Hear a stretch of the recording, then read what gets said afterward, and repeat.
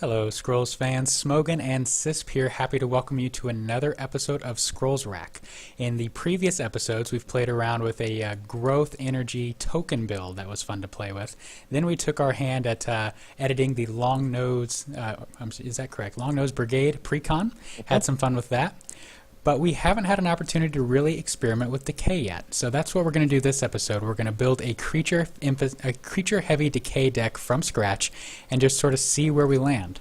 And our overall goal for this episode is to talk more in depth about what a creature curve looks like, what makes a creature good, what sorts of roles we're hoping our creatures can play, and why we're including them and how many we're including in each resource slot throughout the deck. Sounds good. So it should be a lot of fun, and of course I have Sisp here as our resident deck building expert at providing us guidance every step of the way. Welcome, Sisp. Thank you. Always happy to be here. Alright, so creatures are good. Creatures are how you win almost every game of Scrolls, if not 99% of the games. And more so than even other trading card games like Magic, your deck just needs to have typically a lot of creatures. So Decay is a nice example of that because Decay gets all of its effects from creatures and creatures dying, creatures coming into play, and things like that. Especially dying. Yes. They do like that. No, I think that the Decay is probably...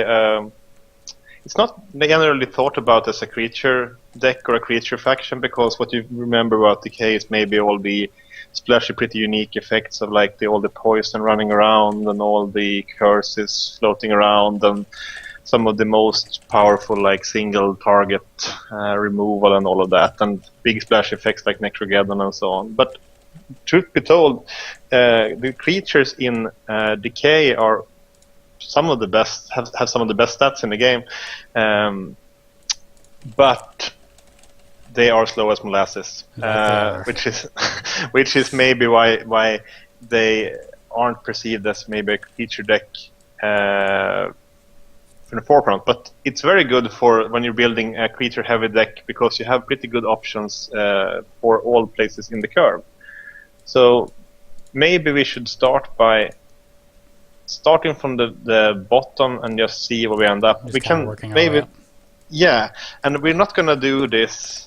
I mean, if you thought about building a Decay deck, what would the first thing would be that you would put in? I mean, if creature-wise. I mean, just not even thinking about cost, just pure creature. Yeah.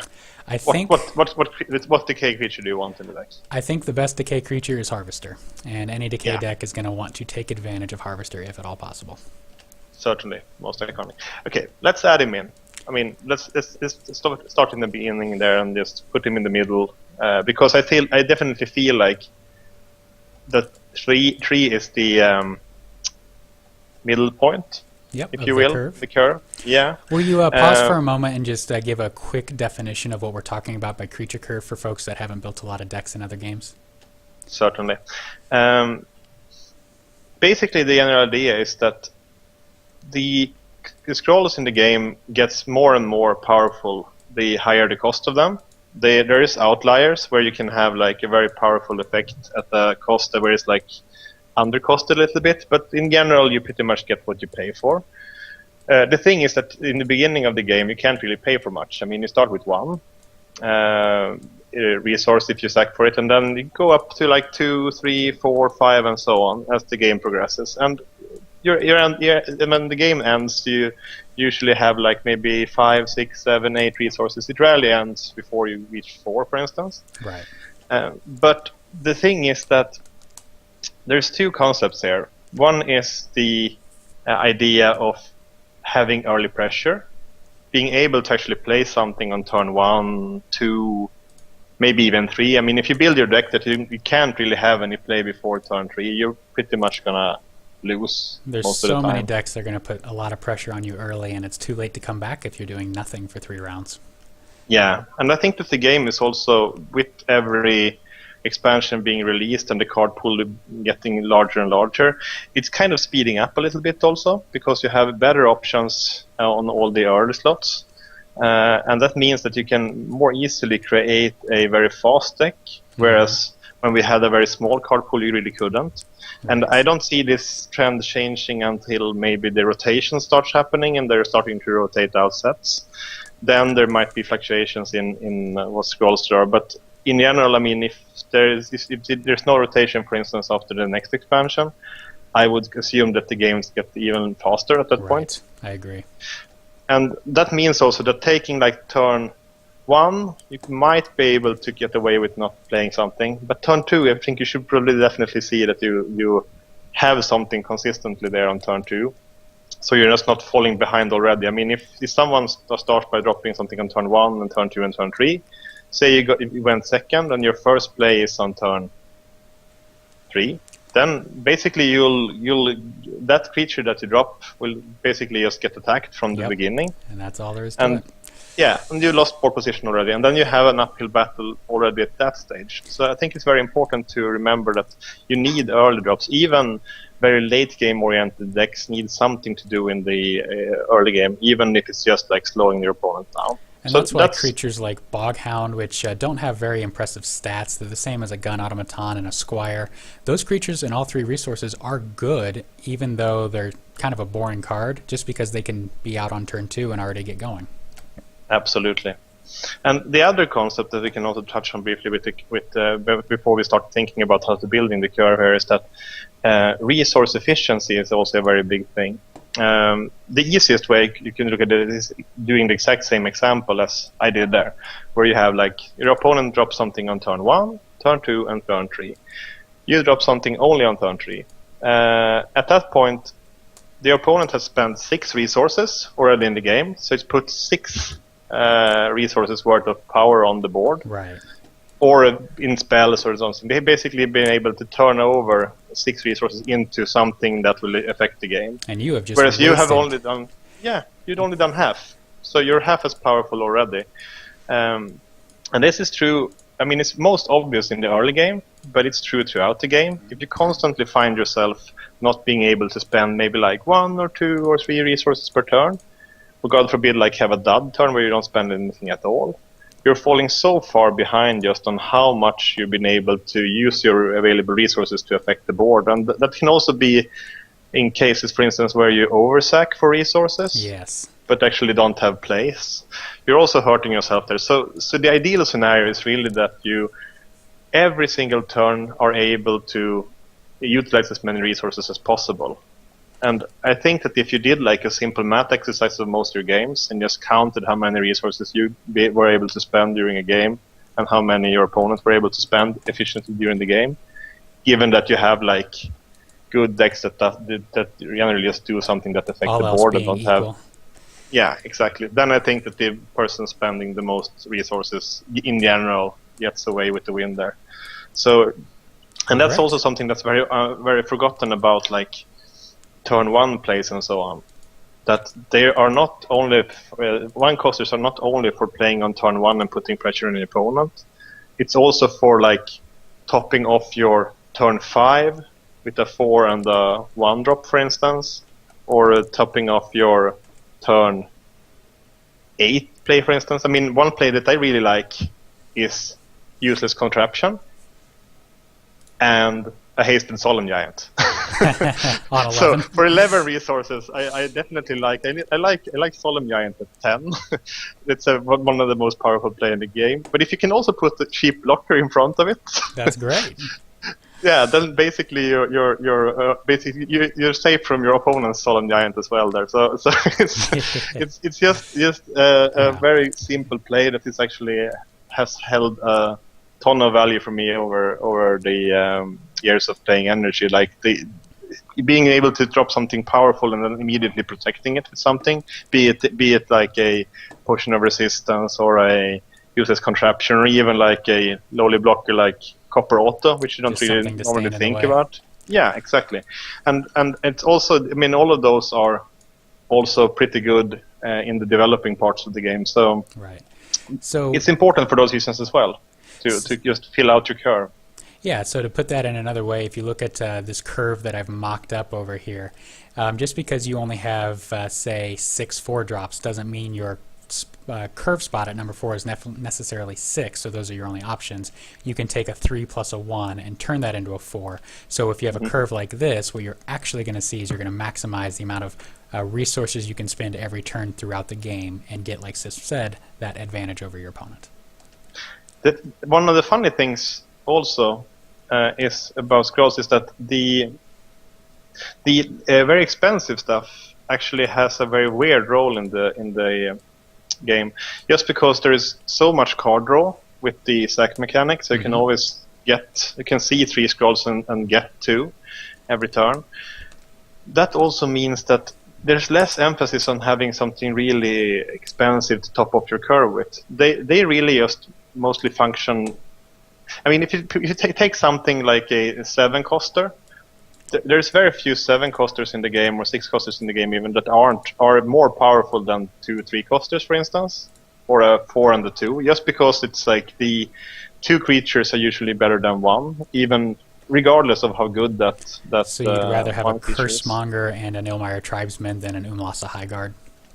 Yeah, I would rather drop like maybe a Rot Eater and Harvester, for instance, instead of Umlasa Highguard. But even I would actually probably just drop if I have the Festering Freak and an Arham's Disciple or something like that. That's probably also better than Umlasa Highguard. So, or even a Oblivion Seeker and the Ripper. Right, less damage potentially wasted. Yeah, so exactly. Let's take those lessons into account and think about how we can go about actually constructing this deck. Exactly. So that means also that big emphasis on the early part of the curve here. Like the sheep drops are actually going to be, in this discussion, is going to be more important than maybe you usually think about them when you build your decks. But this is how I built decks for most of my Scrolls career. I've been very, very heavily focused on the early game and also thinking about what I want there in the developing turn, so I can start putting pressure on immediately. And that has also gone through for my slower decks. Just that I want to have some presence. Or even like when I played my Glacier finishers with some of my mono energy structure decks, I made sure to have like the useless contraption into Hired Smuggler, for instance, as an early game. Or even I usually played gun autos in those as well, just to have enough 2-drops to affect the board. I played Sparks and so on. Yeah, so yes, I have action. I can just stall the game enough or put some pressure back on my opponent, so I can get to the stage where I'm starting to play my more expensive stuff and get my forges to tick and so on. Right. So it's important to look at those. And if you look at the early curve, then Decay has they have a couple, but they have one shoe in for a early drop, I think, and that is the Ripper. Jack, or I should say Jill the Ripper.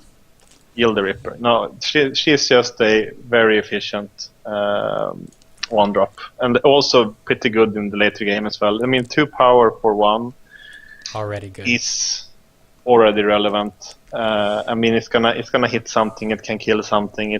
It's not a. If you compare it, for instance, to a Beast Rat, where you have like I would say, subpar stats for a creature. Yeah. In that it only has 1 attack. It doesn't really put any pressure back on your opponent. Whereas a Ripper actually tangles with most of the 2-drops and 1-drops, and especially also some of the 2-drops. In particular, the more powerful 2-drops like Higher Smuggler and Brave actually dies too. Yeah, Ripper can trade up relatively easily, whereas something like Beast Rat with 1 power, or even just looking at Decay, something like Husk has a hard time trading up.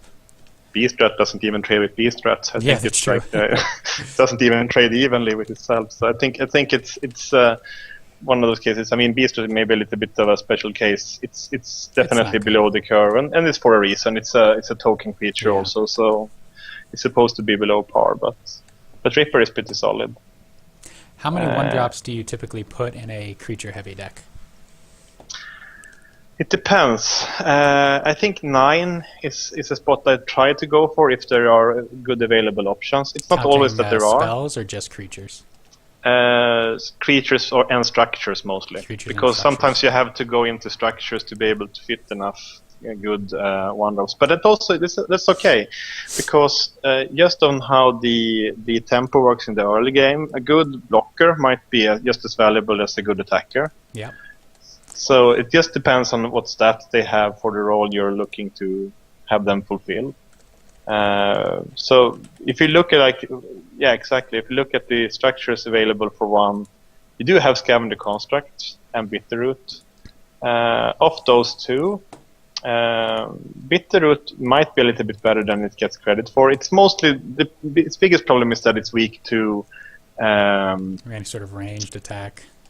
It's weak to ranged attacks. It's weak to spot removal like Spark and so on. It's weak to Relentless in a sense also. So it's because it has less health to soak. And being able to soak one more when your primary function is to block is pretty relevant. Massive. It could be the difference between the creature you're trying to protect dying or not.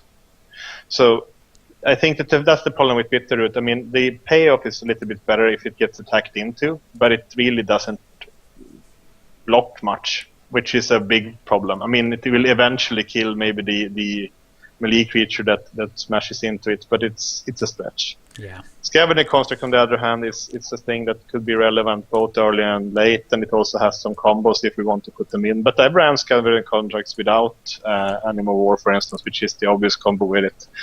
Just running it as a useless contraption. Yeah, I mean, that's the thing about useless contraption. Nothing really beats it when it comes to health for cost.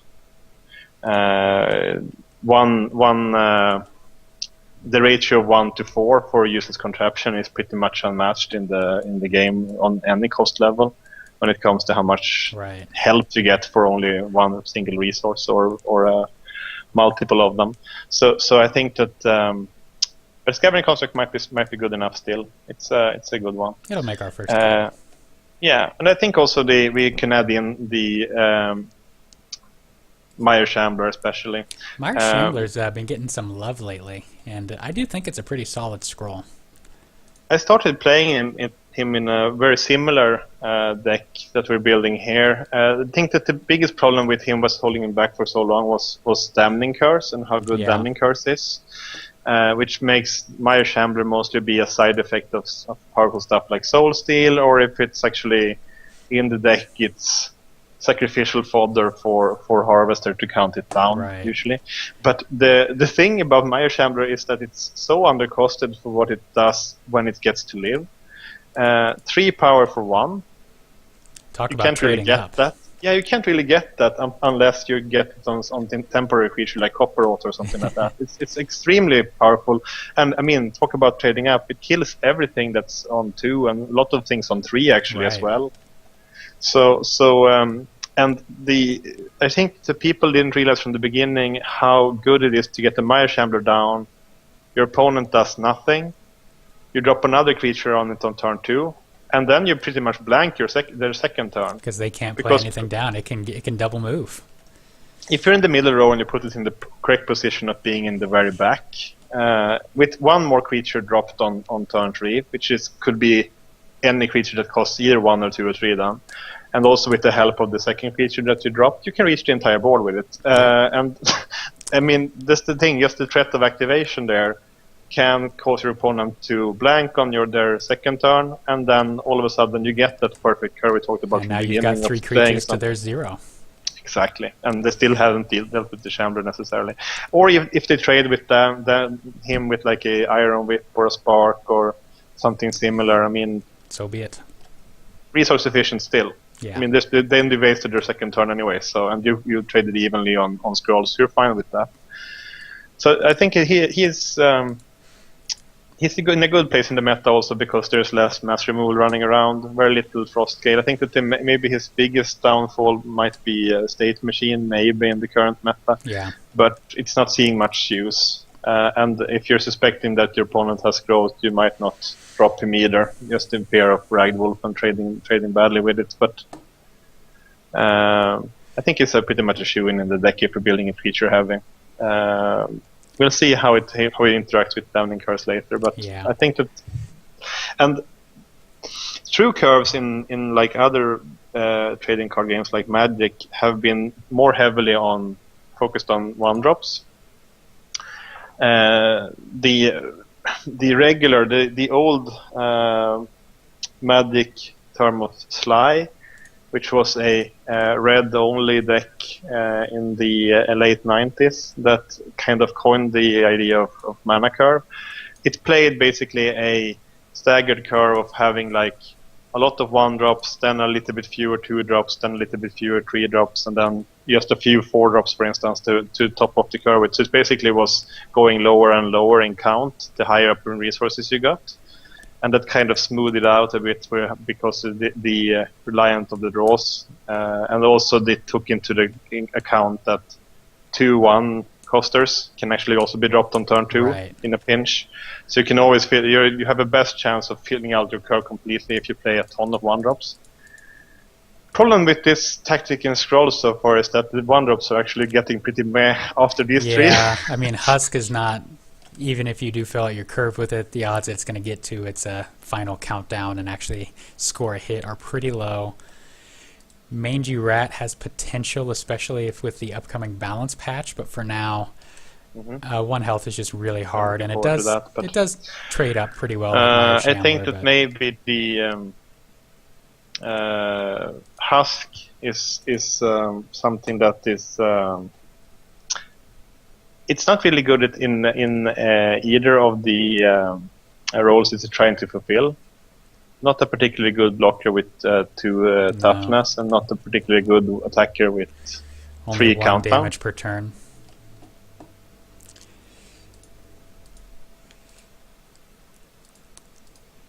All right. Well, any of these... And Mangirat, I mean... Yeah. Did you drop your microphone? Yes, I think my mic skipped out for a moment, but we're back online. I can hear you now. All right. Any? I think these 1-drops might be our 3 at least. Can you hear me now? I can hear you. Yep. Sorry for the technical issues. We're getting that figured out. Okay, I can't hear you. You're dropping out. I can hear you between, but it's like it turns I off see what on happened. you. I used push to talk, and I accidentally switched it, so it was push to not talk. Thank you, Skype, for all the goofy behavior. Okay. But we're back online. Sorry about that, folks. Okay. So where are we? Yeah, I think that maybe the... I don't know what good points you have about Husk and Mangirat there. But, I was agreeing with you that they're not going to often deal their payload and do enough. Maybe Mangy Rat after the next balance patch, but... Yeah, and I mean, it's the thing with Mangirat is that it effectively has at least 2 power. The problem is mainly that it's very susceptible to armor. Yeah, and only 1 health, and... Only 1 health, and it has some other issues. So there is not that much more. So I think we could be fine with just having 9 for now. We can add Mangirat later on if we want to. Actually, let's add him already. I think of the ones that are still there, I would probably add Mangirat. I think Revenant might be a consideration, but it's pretty good in Decay because it likes stuff dying. On the other hand, it's definitely not... it usually doesn't even trade, is the problem. You pay Copper Auto is to deal a little bit of damage. Copper Automaton, on the other hand, it takes out anything 1 to 4 cost, basically. It takes out something. It always pretty much trades. Even if it trades for a removal spell, it still trades. Yeah. So and Revenant, you're not guaranteed to do that. You might just do 2 damage to something with 4 health, for instance, which is a very common scenario with it. So let's try Mangirat. It's a little bit higher chance that it will actually fulfill its role properly. All right, so now we can shift up to the 2 spots. So we're hoping for quite a bit more punch with these guys, and there's a lot more to choose from. It's a lot more to choose from. Unfortunately, I feel like this might be the worst place in the Decay curve. I play a lot of Decay, and I could not agree more. I think that if you look at what the other factions have, like Energy with Hired Smuggler, and you have some pretty good... Well, Order is a bit meh. It got a little bit better with adding Squire and But Ducal that Imprint tells you how command bad it also. was when Squire was an improvement. Yeah, I mean, Order actually has a very poor early game curve. But I mean, if you look at Decay, then yeah, you have choices for days there. Or sorry, for growth. I mean, you have choices for days. I mean, you have Brave obviously as the big one, but you also have like crazy redundancy with Nog and the Ranger also. Yeah. So you can have as many of those 2/3s as you like. You have options with Relentless. You've got options with Nog yeah, Nest. You've got so many good choices. But yeah. You Decay have can't quite do Verdant that. Vader. Yeah. No, I mean, if you look at just pure stats, I think Bog Hand is the obvious choice. Just because, I mean, if it had a blank text box, it would probably be as be played. Yeah. Still, I mean, a 2/3, as you said, is perfectly fine in growth and it's played a lot. But I mean, getting a very relevant ability in the late game where you can actually on curve then drop a 4/2/3 4/2 and then maybe something else on the same turn that you top decked. That's not too just bad. no. I mean, then you have a very good attacker that can scale with the health that is relevant in that part of the game also. So it's a pretty fantastic creature. Yeah. Probably one of my favorites in Decay.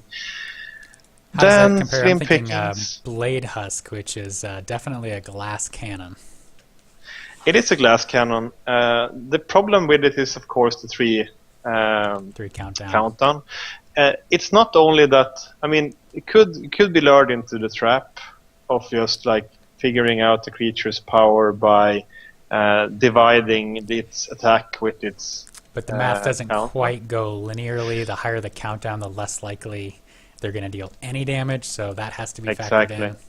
Exactly. So that's why the 1 countdown creatures are even more powerful than they look, and it also there are also some other effects, of course, with like enchantments being better on them and so on. But the biggest problem is exactly what you say, that it's unlikely to get any attack off, and you can't really reliably count on it getting an attack off. If you plan your turn around or your game plan around, okay, in 3 turns my Blade Husk gets to attack.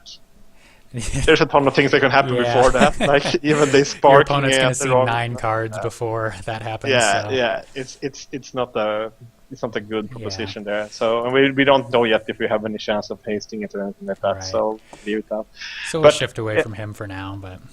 Yeah, but I think the Ilmaria Tribesman, as you're hovering here, is the perfect fit for the deck at this point. After Boghand, I think is probably the best one here, and it's just because of the role it fulfills. It's a fantastic creature for that it has that 4 health, and it's also movable 4 health. I mean, we can get 4 health any day of the week, I think, in most factions. Movable 4 health is a little bit rarer, and it also has the occasional attack, which becomes relevant eventually. And just because it's very hard to kill, so the 4 health actually makes it likely to, even though your opponent is smashing into it, it sometimes gets to attack. Yeah, your expected damage from a Tribesman is ironically higher than your expected damage from a Blade Husk often. Yeah, and I think it's the same thing also if we compare it, for instance, to another good creature there, which is Slayer Vestige. Pretty much the same creature. You get Undead, which has some meaning, and Human also has some meaning, I guess, in the Decay deck. But for getting that Slayer, so that when you actually get off your slightly unlikely attack, it will kill something. Yeah. Problem is, of course, that dropping that 1 point of health makes it more unlikely to even trigger at all. So it's usually not an auto include for many people. No, you pretty much need the Undead team for it to be prominently featured, I think. So we can probably leave it out. And then if you look at the rest of the crew there... I mean, we've got decent stats on the Gravelock, but of course can't move, which is a very big deal. Yeah, I think that's a problem. We've got a good ability on the Darkling, but in a creature-heavy deck, I don't know how often you're relying on him to finish off the idols. Tethered Recruit is a superstar when you have Order, but otherwise, obviously, 1 health is not good. Yeah. And then finally, Viscera Sage, which is a Ripper that occasionally draws a scroll, which is nice, but... Yeah, it's Ripper for one more that occasionally draws a scroll, which might be good enough. I think that I was pretty high on the card when it came out. Then I realized after a while that it was maybe a Sister of the Fox. Yeah. That's If things kind go of well. Yeah, that kind of turned me off on it a bit. It's just that it's unlikely to when it gets its attack off. Ripper attacking on turn 3 is pretty likely to at least influence the board in a big way. Attacking on turn 4, then the big guns are starting coming out. Yeah. You might see Gallant Defender on the other side or something that will actually soak the entire attack there. So it becomes less and less likely that two power will meaningfully affect the board. It's basically a ship damage at that point, and the problem with Misery Sage is that if it was damaging a creature, then it would be very good. then it would be much better. But you need to do some. You basically need to take some precautions of actually having it kill stuff, and that additional part might not even be worth it. And it's very telegraphed also for the opponent, so they might even play into it. So I think I've tried including him, and I always seem to be cutting him. But I think that it's just that if you compare him to with him, maybe. Yeah, we can put him in because we're still looking at like attackers and blockers mainly, like glass cannons and defenders, if you will. There is definitely a case for stuff like Darkling, for instance, which has a very unique role in the sense that it's not a fantastic finisher, if not a very strong one necessarily. Exactly. It basically just fulfills the function that is sometimes needed. That you stall out and you basically need to have some kind of inevitability of winning the game, something to draw to, and sometimes the only thing that can actually win you the games are like Darkling or a string of Darklings. So it's good usually to have in the deck. You curse yourself when you don't put it in, and you end up with those situations I just where need you 2 more damage. Yeah. So, but I guess we don't have too many options here. Let's add the Darkling in as well. If nothing else, it's a pretty good it's blocker. A human, which is relevant. Yeah, it's a human. It can be in front of a Rot Eater. It can trigger when it needs to for a Harvester, for instance, and so on. So it's not a bad role player in the deck, but by no means. It was Tribesmen, but we can only run 3 Tribesmen. Yeah, I think definitely we could have. I mean, if I had another Bog Hand with blank step box, it would go in right now, but we don't, so we can move up the curve. Yeah, moving up to 3, where the poverty at 2 is absolutely not the case. There is a wide variety of options at both 3 and 4, and this is where we see Decay's creature power really come alive. Yeah, the Horn of Plenty here would be pretty overflowing at 3 here, and it's true for most factions. Actually, I would say that if you're looking at like the iconic plays, they usually start at 3 for each faction. Here's where you're getting the Rot Eater, the Harvester. Here's where you getting Skirmishers in order. Yeah, you get Mystic. Yeah, of course. Growth 3 was actually a very sore spot for Growth. Now they kind of overcompensated for that. Yeah, now they've got plenty of choices. No ID, and this is pretty bonkers now in the 3 slot. Breaker isn't even considered in many decks because it can't keep up with the power of the other 3 drops, but Decay has good options as well. Of course, the Harvester. I mean, the conversation starts and ends with Harvester as the most important creature in the deck. Yeah, but, and that Rot Eater is pretty much close second. Rot Eater is an auto include, obviously. Just obviously benefits from anything and everything we're doing on top of good base stats. The only thing with Rot Eater is that I've tried experimenting with was I did try to play without Rot Eater for a while, just because if Decay had one problem at one point, it was basically it was clumping up a lot. Yeah. And Rot Eater was definitely the that's the culprit there. him and Witch Doctor was basically culprits of all the clumping. So I was trying to do like a clump-free Decay deck, and it was actually playing the Old Monstrosity because Old Monstrosity was actually a fantastic creature. The new Monstrosity big stats. I mean, it was a 4/2/3. 4/3, which is just nice stats in general. It's I would say almost like a little bit undercosted for what you Yeah. get. You usually don't get those good stats. And the thing was that if you just didn't put anything next to it, you put your monstrosity in the back and your blocker in the way front, then you can keep those stats. If you then drew another monstrosity, you had 2 5/4s for 3. Which Because is insane. how the old one did. Absolutely Yeah, insane. it was fantastic actually. The only problem was basically that Decay wanted to fill the board, so the Right. movement became very, very weird. The other problem was that they actually changed it because to make it useful, and then made it completely useless instead. So Yeah. It used to be kind of fun. You could play like a structure energy with monstrosities as your only creatures and run Decay just for that and have like these big beefy things. But now it's just the upside is nowhere near what the downside is. So no, and I think it was getting. I mean, it was still playable, I think, but now they actually have made some good other 3-drops. You don't really need to stretch for that. The next one I would add in here is probably the most recently buffed one, which is Festering Freak. I was hoping that was what you were going to say next. The Freak is more of a success story with the patches. It basically is just because it fulfills both roles very good. I mean, it's both a good blocker and a good attacker now. Effectively, it has 3 attack at least. It also has that annoying continuous poison damage. So over time, it will deal more. That part is generally less important than people think. People tend to undervalue the poison ticks over 1 a lot. The first tick is very important for poison scrolls. The second one is less important because it's more likely that the creature that you actually poison gets off another attack then, and that kind of like kills the value of it.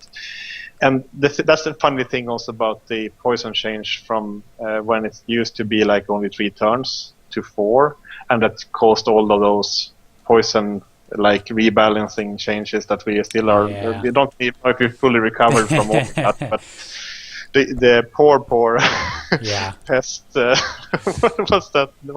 What's her name? Pest Dissimulator. Oh yeah, Pest Dissimulator. I'll scroll up to that poor chap. Yeah. Oh yeah.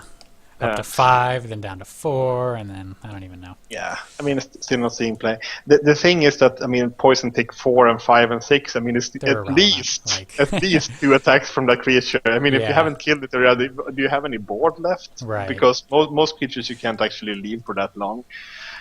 So you definitely should count your freak as being like a 3 power.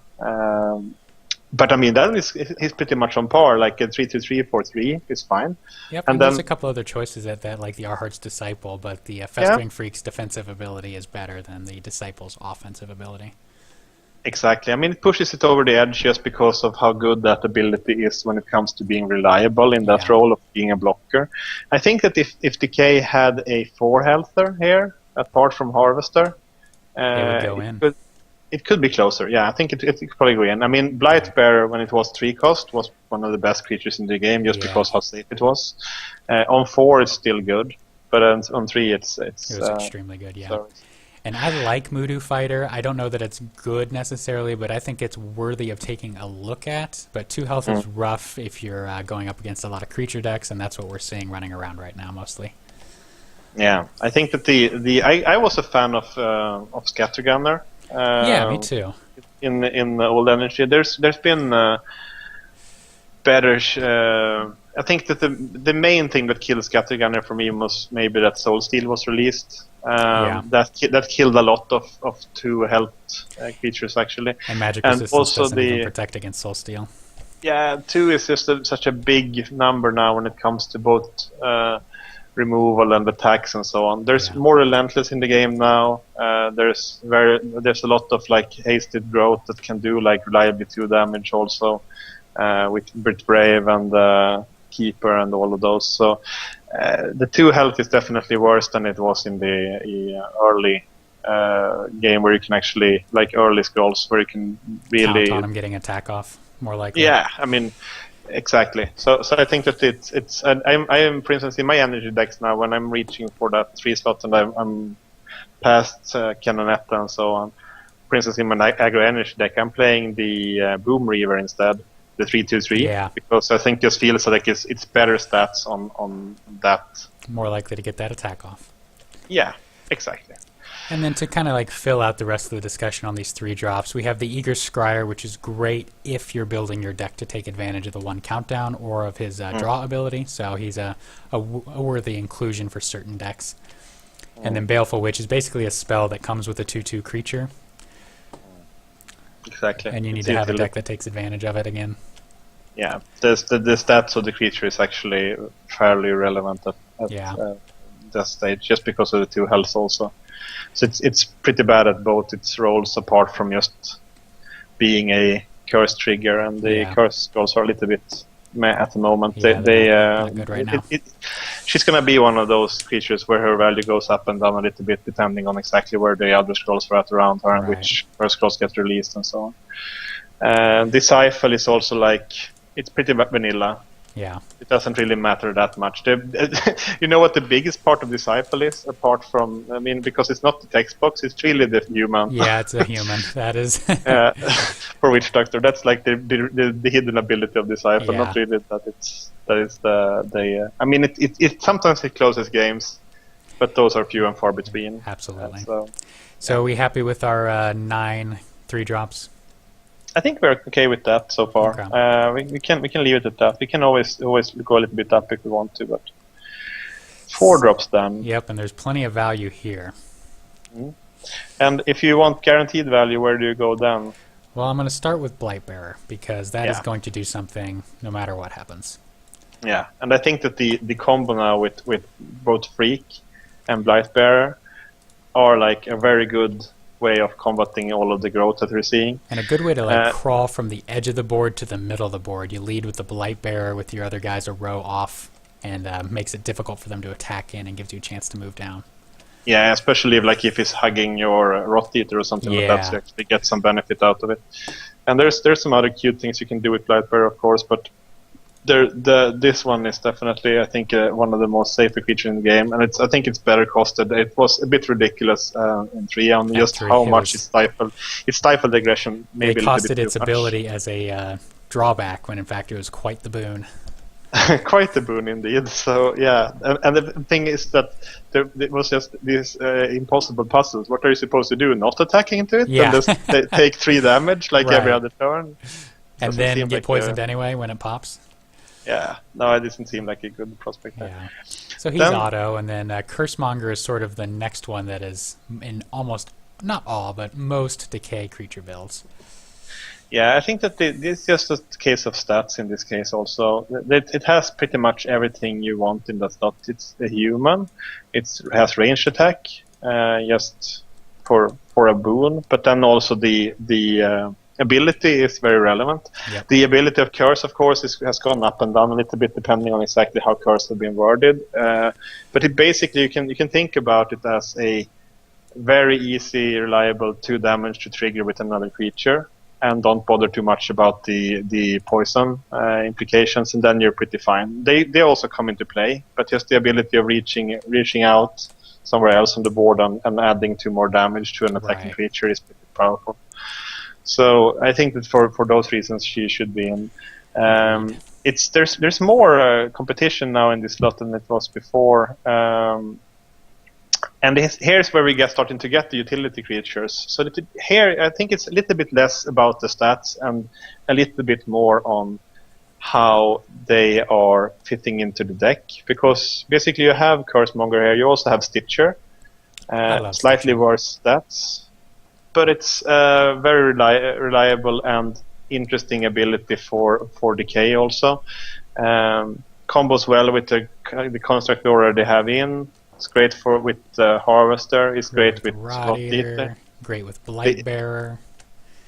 And now we're just talking about the fact that you can actually kill one of your creatures. You actually get the benefit out of it also. If you notice that you get the very relevant. Often the +2 attack, +2 health is like the side effect of just letting one of your creatures die at your decision.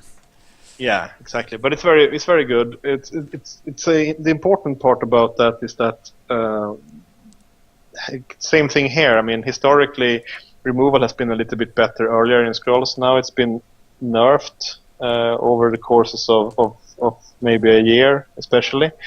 So that to a plus point two where plus two is a much stronger ability now than it was when Stitcher debuted. there are very little now in the game that doesn't care about how much toughness the creature has when it tries to kill it. Even the violent dispersion, that might be a little bit on the high side there, but even like that is pretty much still considering that. The one thing maybe that doesn't really care about it still is damning curse. And some corner cases, but Right. it's still toughness definitely makes your creature last a bit longer. And here, I mean, it's the same thing here. You can basically transfer also 2 power into an attacking creature from somewhere. So Right. it's a very good one in the creature deck. It's not an automatic shoe-in though, and I think it could actually possibly bump Cursemonger out as well, depending on the deck. Depending on your other choices, yeah. Yeah. The other choices, of course, are like the Flesh Animator, which is also a very similar role, similar stats, also human, but does definitely go into an undead deck then, or something which is with a decent amount of undead. And I don't think we have a ton yet. We have like Harvester, Mire Shambler, technically the Scavenger Construct, and I think that's it. I think that doesn't might be a little bit irrelevant for us. That ability though. But so his ability is not helping us too much. No, not too much. Corpus Collector's kind of nice, but I think I'd rather have the 4 health than the 4 attack in most cases. There's been rumors or suggestions, I guess, about changing around the Corpus Collector stats to a 3-2-4, just so it would survive a little bit longer. And in general, I agree with the 4 health on the casters in the game. Yeah. Like I think that it helped Stitcher Like immensely. Yeah. That it got up to 4, so it actually has the time to get its attack. Its power relevant. The problem with Corpus Collector and why I don't like the change there is that it doesn't really kill much. It doesn't kill all the critical 4 health units that come down at 4. It's kind of like anti-synergizes with its ability. Yeah. And that made it a little bit awkward for me, that change. I think that I don't know if I'd still be playing it with 4-2-3, but I don't know if I would play it at 3-4 either. Won't make the cut. There's so many strong creatures at 4. It's so going to be hard. Maybe it needs to go into some other cost. Maybe it needs to go up to 5 and have better stats or something like a 5-4 or something, 4-5 or something like that. That would be interesting, yeah. Yeah, could be more interesting than where it's at that point. But yeah, there's that. There's the Ilmire Hunter that used to have 5 health and be a little bit more tanky. Slayer is obviously pretty nice, so you can get away with running Ilmire Hunter, but anymore, it tends to fall to the bottom of the 4 drops for me. I think that if you think about Ilmire Hunter and you think about Cursemonger, for instance, like 3 attack is usually Slayer anyways. Yeah. It's the thing is that they're not gonna put their biggest thing in front of Ilmire Hunter. No. I mean, you'll have to work to actually get more than two powers a Rat King. Yeah. I mean, there's ways of doing that, but you can't really reliably count on it being more than 2 attack. Right. And also the thing about Slayer is that it's rubbish at finishing the game, since it only does 2 idols. So our already slow creature deck that only attacks every other turn gets even slower with the inclusion of Ilmire Hunter. Yeah, so that's why I don't really like it. I mean, I think that Slayer might be a little bit... It's a bit hard to use that ability at the moment, just because it usually sacrifices 1 or 2 power worth of... I mean, if you think about it, in Growth, you can get Sister of the Bear, which is a 4/4. It doesn't see any play for 4 Growth. Right. And what does this kill that Sister of the Bear doesn't? Obviously some of the higher drops, but the odds that you're going to get through and get that shot without serious assistance from your spells is pretty low. And Pest Simulator kind of has the same problem, where it's got a cool ability, theoretically can do a lot, but the odds that it's going to make a big hit when your opponent can clearly see it coming is pretty darn low. The problem is that it's usually equivalent to a 2-power creature. And that's best case scenario if you can get it past the armor and all of that. Right. But I guess the best case scenario is that they clump. But they're not going to. No, and it's not usually that easy to allow for a board state where this is your. I mean, this is usually then your glass cannon in the back. Yeah. And now and when you not put a very it in good front, one at that. Yeah, not a very good one at that. Maybe if you stopped thinking about it as a glass cannon and started including it and just like in front to make their blocks more difficult, but yeah, then you're following maybe creatures kill it anyway, even though it's poisoned, and it's just kind of in a rough spot. I could see it being played like if you had miasma wells because they have decent stats, and you wanted a good blocker on 4 that doesn't have like an effect that you need to sack for. Right. But I mean, you're definitely past Cursemonger then, because I'd rather put the Cursemonger in front than yours. Yeah, I don't know. I don't see it. It's not going to fall in. I'm going to throw Stitcher in. Yeah, I think that's a good call. I think that we can leave it at those 9. That's fine. We're up to a ton of creatures here. We're gonna trim some, I think. Yes, we're not gonna run a 50 creature deck, though we theoretically could. It'd be an interesting thought experiment, but I've been running regularly now 40 plus creatures decks, and they've been very, very successful for me. That's what I use in rank, and it's pretty effective. Yeah, I would be hard pressed to play this deck with less than 35, I think. But I definitely count structures too. I mean, you can really think about them as being a play on the board, like something that they generate an attack by allowing one of your other creatures to attack when it otherwise would have bit the dust.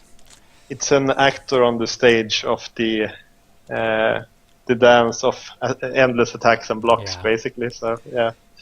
Well, I think it's at the 5-drop slot. There's one that's obviously good in certain decks, but it's not going to fit our deck, and that's Urva. We are not playing any undead, but very strong scroll in the right deck. Absolutely.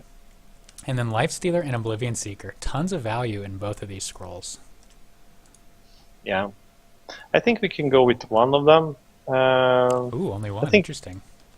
Yeah, I think maybe. I don't know if we can actually put in both and see how far we trim. But I would probably add in both of them, and then also add in the Witch Doctor on 6. Yeah. And this is where I would stop. I think that the Umblasa High Guard, although it's an exciting scroll in a sense, it's really cool, but it just once again, love 6 the attack design, is not much different than 5 or 4. Yeah, I love the design, but it's the ability is a little bit too easy to play around. Yeah. There are some interesting combos. We might get into them later, but there's definitely a case for Witch Doctor just being better in general, because it has one of those passive abilities that we also value very highly in creatures. Yeah. The thing that the creature can do when it hits the board or when it's actually just on the board, those abilities are usually very, very powerful. Think like Earthborn Mystics, attack buff effect. Think Ducal Infantryman. Right. Guaranteed value. Yeah, I mean, all of those things that are just like influencing the board just by being there, like Rot Eater and so on.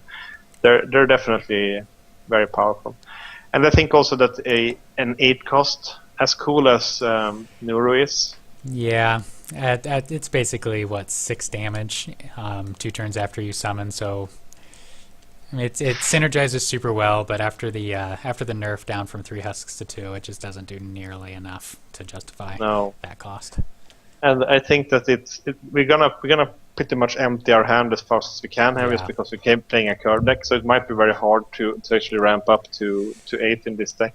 And if we are that up there, we are gonna be so reliable on our top decks just because we have so many creatures that we can stay on 7, sack for 2 scrolls, and just usually play what we draw.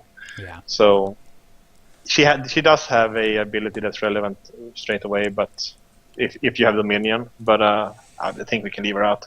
Yeah, let's add in. I don't think let's add in more creatures that aren't creatures. Do we have any of those in Decay? I love those. Oh, Anima Conduit's really strong right now. I love my Anima Conduits. Yeah, we can add that. I think it's a good call for a 4 slot. We're gonna try to be a little bit over here. So, Soul Steel. Don't scroll past Soul Steel. Oh, we're already talking about removal. Yeah, can't scroll past that. One of the best removal spells. It's a creature. That's true. It's a creature and a removal. So 2 plays in 1. What's not to like? Um, if you do you have any structures you want to play, there's always Watcher, I guess. Decay has some decent structures. Watcher is good in the right deck. I don't know that we're looking for the Necro Watcher getting combo necessarily, but No. if we were to include Watcher, I'd include maybe one as a late game play. I could see us including one or two, mostly for the blocking aspect of it as well. I guess we were complaining about our 2-drops, so if we just play it in that role, can add in two, yeah. See, we add up. Some of the other ones Miasma Well is also pretty good, but I don't think we don't have a ton of poison. I guess we have some from our creatures. We do have Mangaret in right now, so yeah, could be interesting. The problem is with its current state is that it's like a little bit delayed. Also, it has that problem that I mentioned earlier about poison damage being a little bit delayed, and with Miasma Well it's even further delayed. Yeah. So you might get attacked before it gets use of it. And then some of these other ones are not particularly impressive, but are really cool designs for certain niche decks. Puppet Soldier has some fun implications. I don't know that this is the deck for it, but we'll see. You're going to try to talk me into it. I'm going to try to talk you out of it. I don't know. Pillar Fatigue is really good. I personally cannot stand playing with this card on the field, so I never put it in my decks, but it's definitely a good scroll. Yeah, we don't have a fatigue deck here. I think we're one of the things that we're playing this much feature is that we pretty much need to shift them all, pretty much all of them every turn. Just and that's not good with that one, of course. I've eyed Pillar of the Seas. I have pretty good results with it in yeah, you have to look it up because no one is playing it. I know, yeah. Maybe in a bad judgment deck. I've had them in good as well. I mean, the thing is that the power level in judgment is so low, so it usually soaks like 8, 9, 10 damage because there's just so many things attacking into it. And as we said, I mean, you can hide your glass cannons are a little bit less fragile in judgment also because there's less removal running around. So it's better in judgment than it is in constructed for sure. Don't think it's that much different, like if it had 6 health, unfortunately, and a 0-6 health for 3. I mean, I don't think we would play that even. So mortar. I generally like my blockers if they're pure blockers to cost 1 or 2, just so I can drop them together with an attacker. At 3, I'm starting to not be so satisfied. I don't think I would even play like a 3-coster had 8 health. Maybe that's the threshold of where I would consider it just for the blocking purpose. But I mean, I think it's still a little bit iffy at that point. Yeah. And that this one doesn't have 8 health usually, so I think it's out. I don't see much. Void Gate is a weird case. It has infinite health, but it's cute. It's cool, but not for us. I don't think so either. All right, so we're up to 59 scrolls now. Only creatures and structures, and I suppose Soul Steel. And what might we want to supplement a deck like this with? What are we looking for in our spells and enchantments? I think the main thing here, which is where this deck usually struggles, is that we have put in all of these nice features now, and most of them have the main role of attacking and blocking, like most creatures do. Problem is that we don't really have any 1 countdown creatures, so we're outmatched in that area already to a growth deck that's running the exact same strategy, with just a lot of creatures. We also don't have any haste, right? And we don't really have any like mass countdown reduction either, like rallying or anything like that. So we could go built a growth deck. We could have built a growth deck, but I think that the thing is that I think that the creature deck in Decay can work mostly because of its passive benefits. Synergies. Yeah, I think especially the thing about like Witch Doctor, Blightbear, Freak, Rot Eater in some sense also that you mentioned, maybe a little bit Scavenger Construct. All of them are really the benefit of them is really that they are having impact even though they're not attacking, and that's not very prevalent, for instance, in growth. Most of those creatures are only active when they're attacking or blocking. They don't have much benefit apart from it. Basically, you can think about it like this: most of the growth creatures, when it's your opponent's turns, it's basically blank stats. There's blank text boxes for most of the growth creatures, and it's on your turn they actually have text. Whereas Decay, you have a lot of more scrolls where you actually have text. You got to on worry your about stats. that Blight Bearer even when it's the other guy's turn. Blightbearer, Anima Conduit, Rod all of these Eaters, things. Harvesters, Witch Doctors, Festering Freaks. So basically, we're the masochists of the. We're also really good in Decay at pair. getting incremental advantage over time. Just everything that we do has some sort of bonus effect that we're benefiting from, if not getting a 2-for-1 card advantage, getting like a 1.2 card advantage over and over and over again. True, very true. So basically, we're saying that growth is the top and decay is the bottom in this relationship. I think. Anyhow, so we want our creatures to be able to attack. Still, I think it's a good idea. When we can't speed them up, we don't have rally. We could go what I did like a month back and add Clandestine Orchard and splash it in the deck and actually have the benefit of that. That could be fun, but that's been done. Yeah. We can actually do the opposite way of doing the Decay way of handling this, which is okay.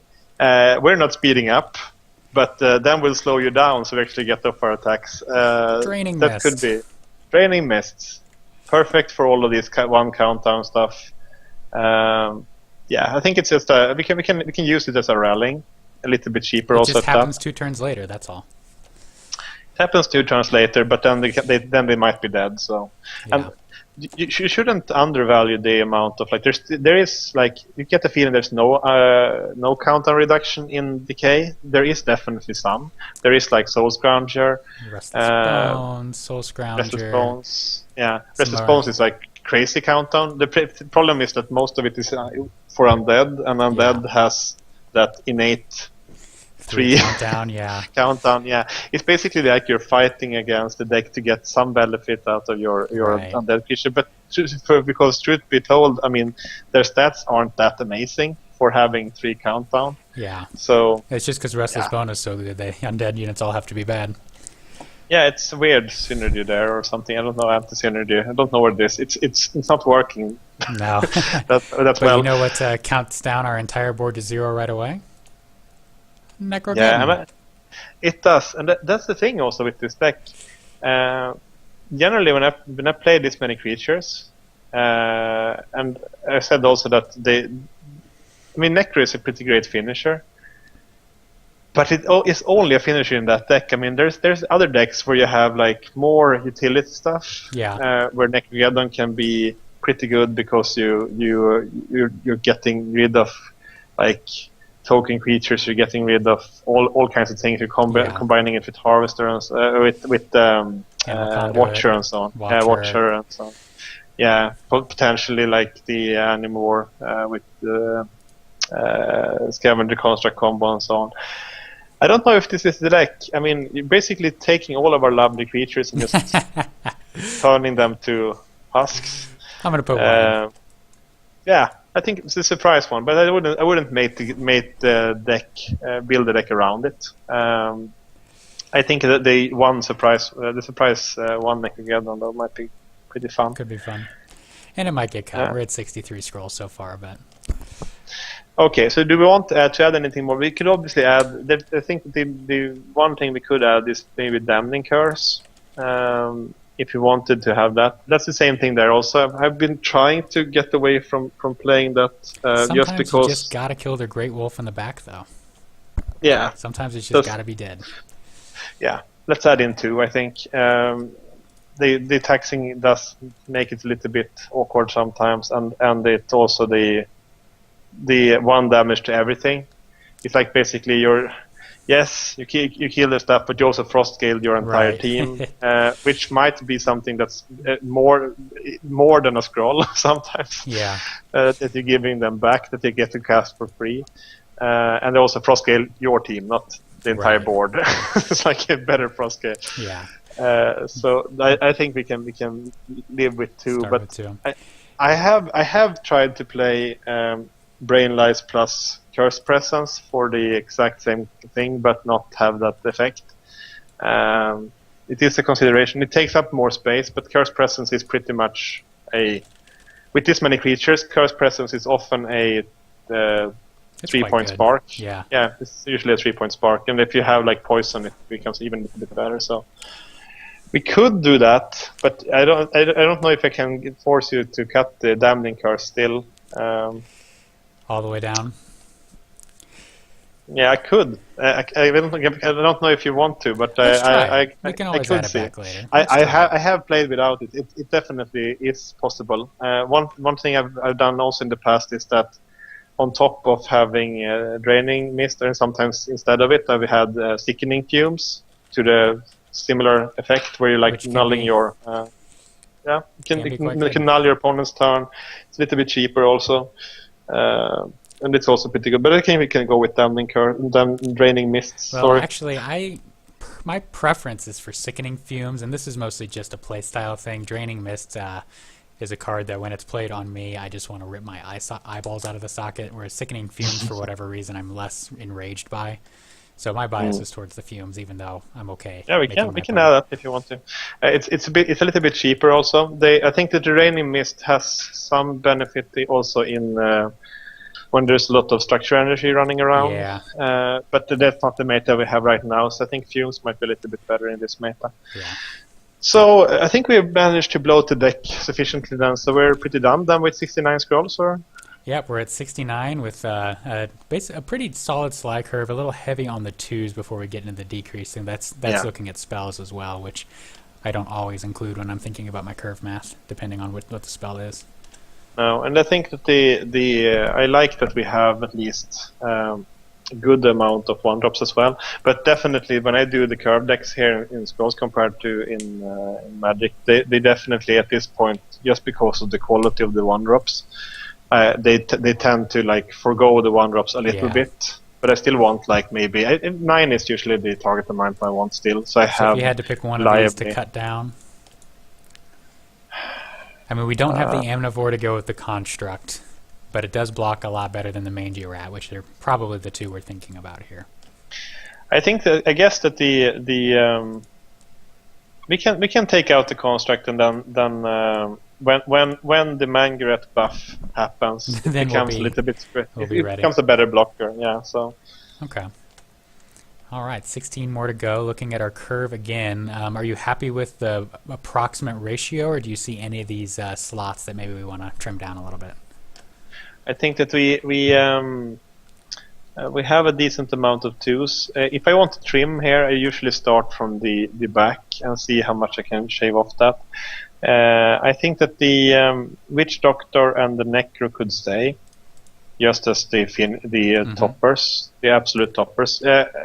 Normally, I would probably be cutting here in the 6 and 7 drops, but given that the 2 6 and 7s we have are some of the most powerful effects in the game, I would say that we leave those as they are. But this is where we would have cut the High Guard had we decided to include it.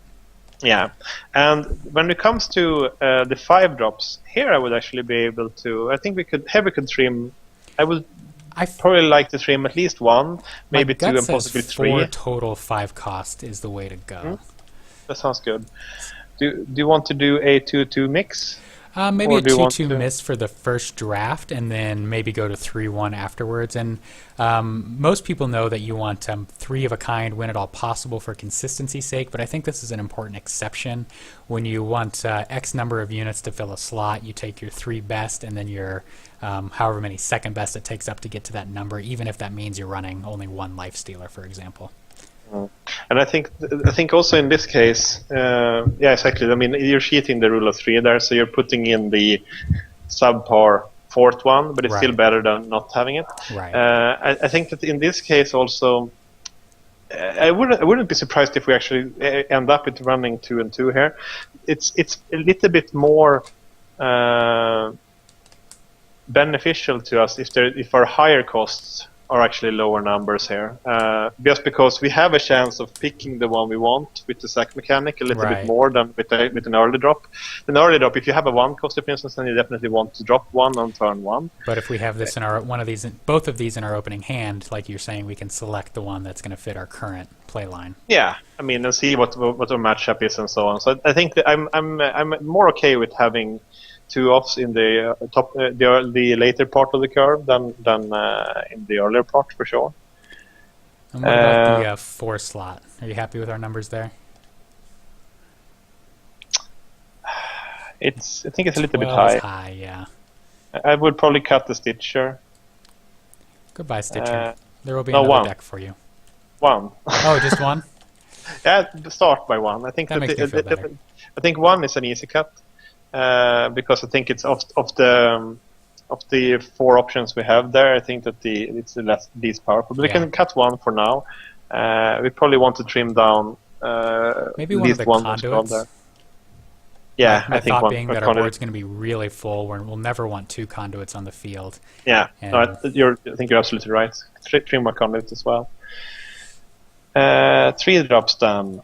Let's see. We have a total of, looks like 15 3-drops.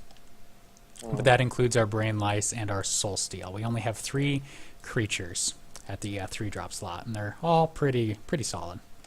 I would probably trim a Brain Lice here. It's not off. It's like a good option to have, but I don't think it's necessarily better than Soul Steal. And the other 3 creatures that we have there are like the all-stars of the deck. Yeah, definitely Harvester and Rod Eater. I could see maybe cutting 1 Festering Freak, but I think more than any other slot in Scrolls, you want to have a creature on turn 3 in a deck like this, more than anything else. And then on the 2 drops, running quite a few here. Yeah, there's definitely 1 Sage needs to be cut for sure, just because it's the late one. So cut 1 Sage, but then after that, I think it becomes a little bit harder. Yeah, and note that like 6 of these are utility spells, so we're not going to try to play them on turn 2. They're more of a curve filler later on. Exactly. I think I would cut a Fumes also. Mostly because it seems like we're creating a lot of 2 drops here, or 2 offs, and we're kind of decreasing the consistency of the deck a little bit. But you can also see it as like having all of these 2 offs and still having like the appropriate amount of creatures backing them up. Our consistency between drops is still very strong. It's not like we're down to like only 2 things to play on turn 2 reliably that will fulfill a similar role. So you can, if you think about these as like our 4th, 5th, 6th option, they start look a little bit more consistent than it is. We're just trying to make sure that the reliable scenario is drawing exactly the scroll that we want, not necessarily a scroll that is fulfilling that role adequately. And with Sickening Fumes, it's a little bit different there also. It's usually a scroll I don't want to see in the opening hand. It's never being played on turn 2. It's more of like a play that I want later on. So I think we could cut the 1 for now. And I would also probably cut the Mandy Rat just based on that discussion that we just had. That is basically the worst. No, 1, I think. Just because 1. I think I can be fine with 8. 1 drops here, but it's definitely the worst Ripper and also the worst Mind Shambler. Yeah. So I could see us not going with more than 2 there. But I like having like 8 of them in 1 costers. I think that's a good place to be. All right. Well, we have 8 more to go. Have to find something. 8 tough cuts. Yeah. Yeah. If we look at the curve again, I think that we could trim a bit more on the 4s, I think, just because we have so much early. I think we can cut 1 more there. Maybe another Stitcher. Or I could see the Anima Conduit. I do want to keep the Blightbearer and the Cursemongers intact, if at all possible. Yeah, I think that they are. I think we can cut at least 1 Stitcher there. And maybe do we want to run the Lonely Stitcher? No, I think we cut both there. Sorry, Stitcher. Someday you'll Yeah, come back. but very close to making it. But do apply again. Yes, do apply Eventually, again. Improve your resume. Yeah, improve your resume. Learn some new tricks, new Yeah. skills. Maybe get a third attack. He's gonna be one of those creatures when that's gonna be re-examined for every set, I think, because it very much depends. And even every patch after this next patch we hits, I'm didn't building touch Stitcher on deck. his. Yeah, I mean, we didn't touch on his fantastic combo with Blightbearer either, Right. which is one of those very neat ones. And Oblivion But, Seeker, it's kind of fun. All sorts of cool stuff. Yeah, I miss him already. Okay, but let's not. Let's not dwell on who we've killed. 6 more to go. Yeah. We just The Necrogeddon kind of standing out now. Maybe it's time. Yeah, got it. Do we still want both these Watchers? No, I think we can live with 0.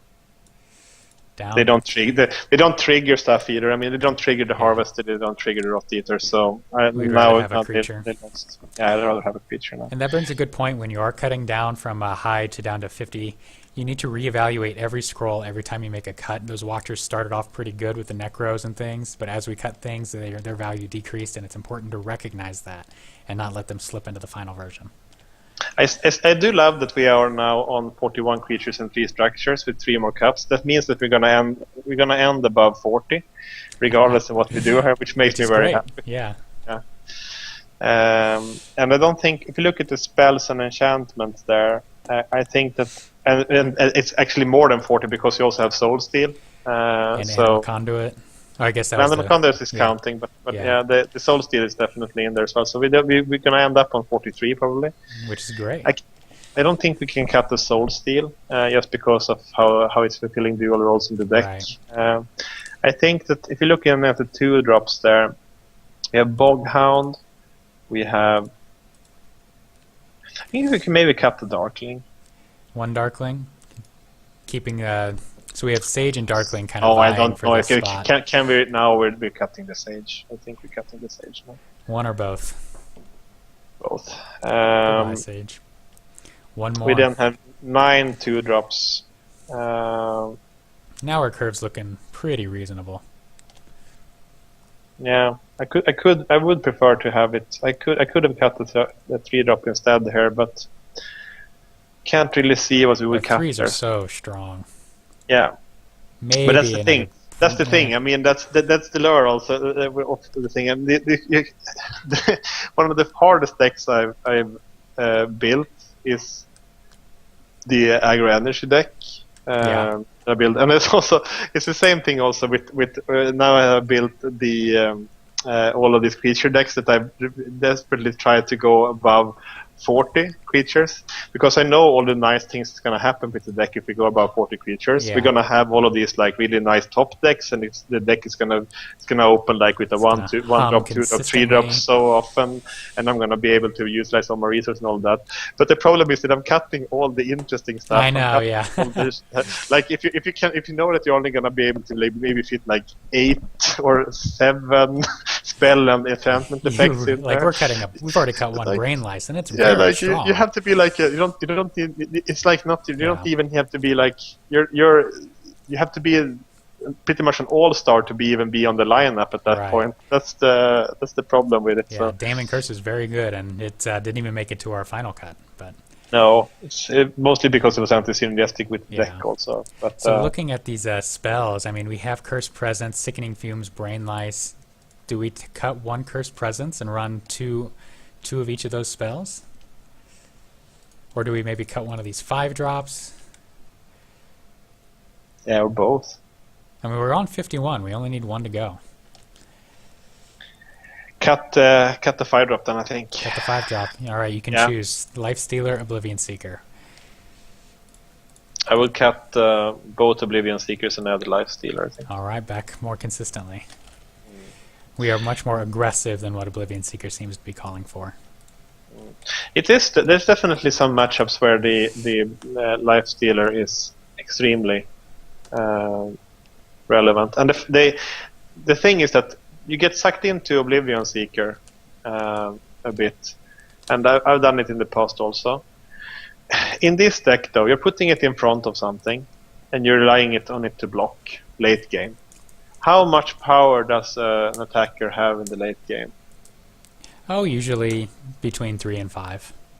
Yeah. And then Focus, Earth and Mirth, Relentless. Yeah.